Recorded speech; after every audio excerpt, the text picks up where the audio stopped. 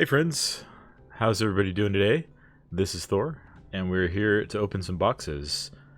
We have 4 boxes to open up this week. We've got the same 3 as last week, the Brewmaster Monk, which will be the nicest box, the juiciest vault. We've got the Blood Decay, the Guardian Druid, who both have like an 8-9 done. And then I'm adding the Paladin this week, who has a level 8 key done. Didn't get a whole lot of gear last season other than trinkets, so basically anything in this vault will be a nice upgrade. So without further ado, let's get started. We're going to see what these characters get. We've got a Sky Shard ring. Alright. I mean, I gain a lot of stamina and crit and lose just a tiny bit of haste over my current ring. So we'll take that. We won't be too upset about that. It's on the hero track. You know, what more is there to want from the first vault for the season for this guy? Alright, and a Neltharian's lair +8. After we go through the vaults, open everything up, see what we've got, we will talk about what the affixes for the week are and what our plans for the week are as well. So I hope you stick around, hope you enjoy yourself and get that little bit of a dopamine hit that you can share with me. So we got a ring on the Paladin. We'll see what we get on the Druid. Last week I got tier gloves on the Druid. So hopefully we can get another tier piece. Less upgrades available. My Druid actually got quite a bit of play last season. So it has a number of 421 pieces already. We'll make sure we're opening this as Feral. Yeah, it'd be sweet to get another tier piece so I can move up to double 2 piece. Okay, high versus low haste neck. We'll take that. I probably want to be moving away from Lariat in season 2 eventually on this guy. And necklaces are nice because you can throw 3 sockets on them for just a little bit of gold. And then a level 9 Ultimate Key. Alright, so not the best, but we got an upgrade, so I can't complain about that. And we'll see what the DK has next. The DK picked up a ring last week. So if we get another ring in the vault, then that'll be kind of bad news because we're going to be using the Onyx Amulet for a while. I suppose it wouldn't be a bad idea to have a second ring just in case they nerf the amulet. I mean, they probably will eventually. So a second ring wouldn't be the worst thing in the world, but it would be kind of a disappointment to not get an upgrade on this character. Has a few decent pieces of gear. Nothing to really write home about though. So let's hope for either some tier or a weapon. Alright, well, 428 pants with Mastery and Haste. That's pretty good. I think what we'll do... We'll definitely take these pants. And I think I'm going to... I got these shoulders as a drop in one of the dungeons I did. But I had 5-piece. So I think what we'll do... I'll take a look at this later, but I think the play is going to be use these pants and then go back to the 395 tier shoulders. Actually, it's going to gain me a little bit more item level overall, I think. And then these pants are actually really, really good. Haste and Mastery for the DK. Okay, cool. And then what key did we get? We got a Underrot +8. Nice. All right. One more vault, and this is the exciting one. So the monk had full heroic slots for raid, so any tier from that row would be really nice.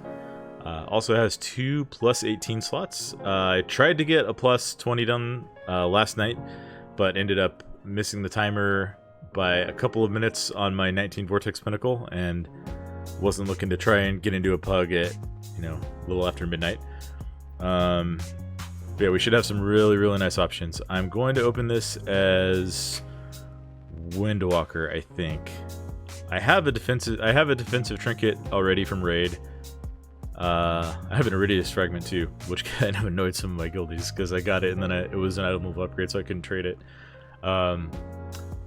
But yeah, the monk's got some good gear. We're hoping for a tier piece. I have 2-piece already, and then I have the token from Nikishan Master.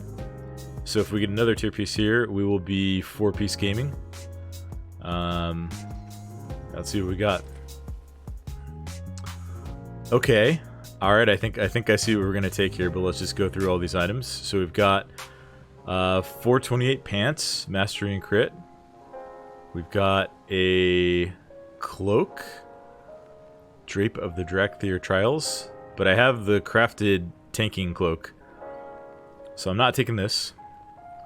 Heroic tier helm, which would be an item level upgrade. We've got a 444 cloak, which we will not be taking. We've got Homeland Raidhorn, but it's only 441, and if this trinket ends up being really good, I can just farm it from Uldaman and then upgrade it. And here's what we're going to be taking. We've got... Oh, wait, no, these are shoulders. I thought these were gloves. Okay. Well, that's a little bit of a bummer. Okay. So we've got 444 tier shoulders, which would be a 20 item level upgrade. That also makes me think maybe this trinket is the play. I might need to sim this real quick. Yeah, let's... We're going to sim this real quick. And through the magic of video editing, I will probably be right back. Oh, wow. Okay.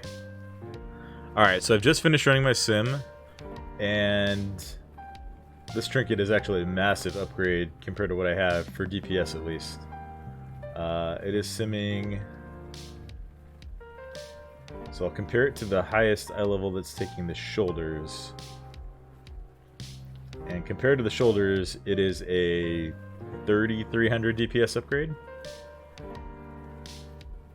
Oh man.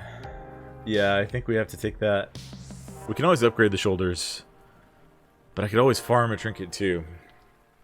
This is a tougher decision than I anticipated. Okay. Well, we can definitely eliminate the cloaks. I don't need either of those, even if this one has some fun flavor text.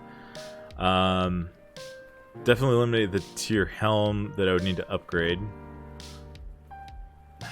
So it's item level on shoulders, which saves me a crest. Actually saves a bunch of crests.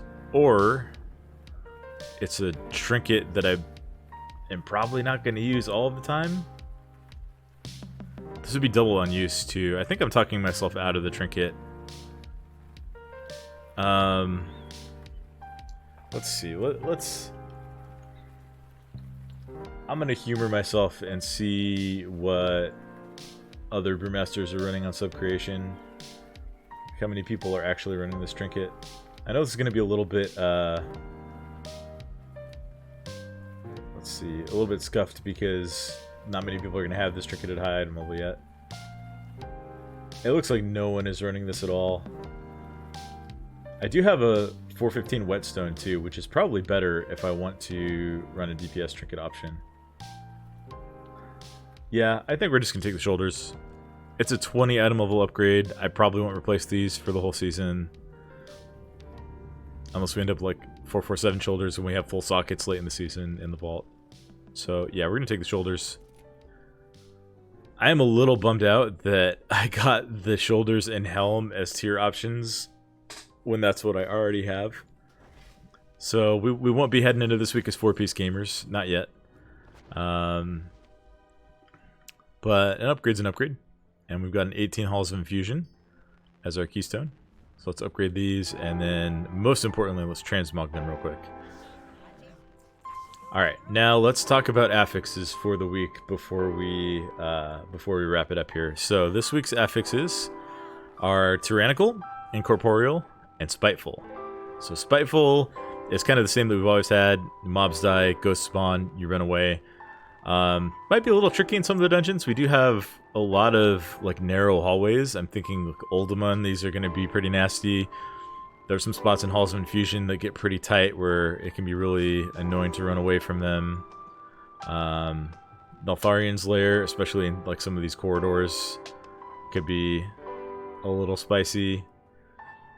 Brackenhide shouldn't be too much of a problem. You just want to make sure you're not running into another pack when you have Spiteful chasing you. Neltharus, like this could be tricky because there are some tight chambers where like you're skipping mobs on one side or the other, and so you want to be really, really careful which direction you run in. Freehold shouldn't be too much of a problem. There's lots of space. There's lots of trash you have to do.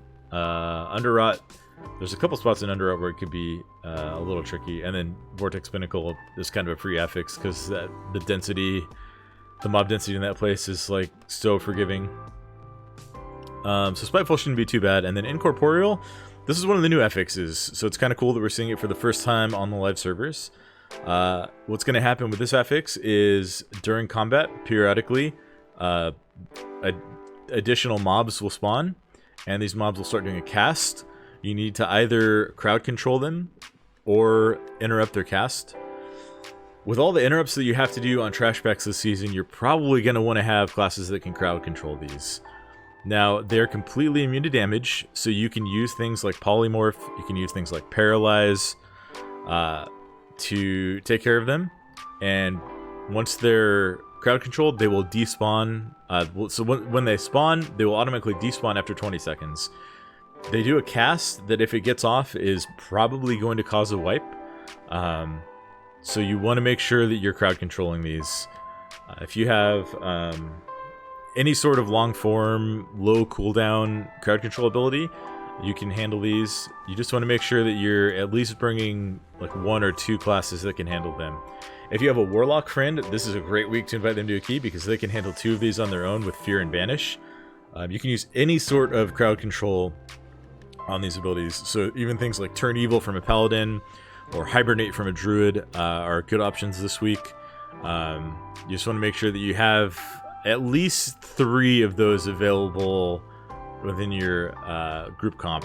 I think they were saying on the PTR that like at most 2 to 3 of these could spawn. So we'll see what that ends up looking like on the live servers. Hopefully it's not an issue where we're like getting overwhelmed by these things. There was a lot of tuning done to kind of make them more reasonable to deal with. But you don't want to be in a spot where you have to commit a lot of your like short duration stops or kicks to these guys, because that'll put you in a really bad place. One other thing to note, they are immune to area of effect crowd control abilities. So if you use things like Leg Sweep or Disorienting Roar, it's not going to affect them. You have to use targeted abilities, and ideally you want to use something that's going to last longer than 20 seconds, so you just hit them and then you don't have to worry about them at all. They also despawn after combat, so once combat ends, you don't have to like hang around and continue dealing with them, or like wait to be able to mount up in some of these dungeons. You can just proceed to the next pack. So that's kind of all for the affixes this week. There's some nasty tyrannical bosses the first week, but I think with the power creep that we've had with gear for 2 weeks, it should be a little bit easier. They also did some targeted nerfs to a few of those bosses, so it shouldn't be too bad this week. Yeah. Just talking about plans for the week. So I will be streaming Raid tonight and on Thursday. I think my guild's plan is to do 1 more clear of normal because we still have some people who have been very unlucky and don't have any tier set yet. So we want to try and help those people get their tier going. And then on Thursday, we'll just full commit to Heroic. Last week we went 7 out of 9 Heroic, and we had a few pulls on Neltharion. Got him under 20%, I believe, on one of those pulls. But it was everything was kind of going sideways at the end of that fight. So yeah, we'll try to get a full normal clear tonight. You guys can join me on stream over on twitch.tv/Thordernick, and hope to see some of you there. Hope you guys all have a great rest of your day, and I hope you all have some great vaults to open. See you guys later. Bye.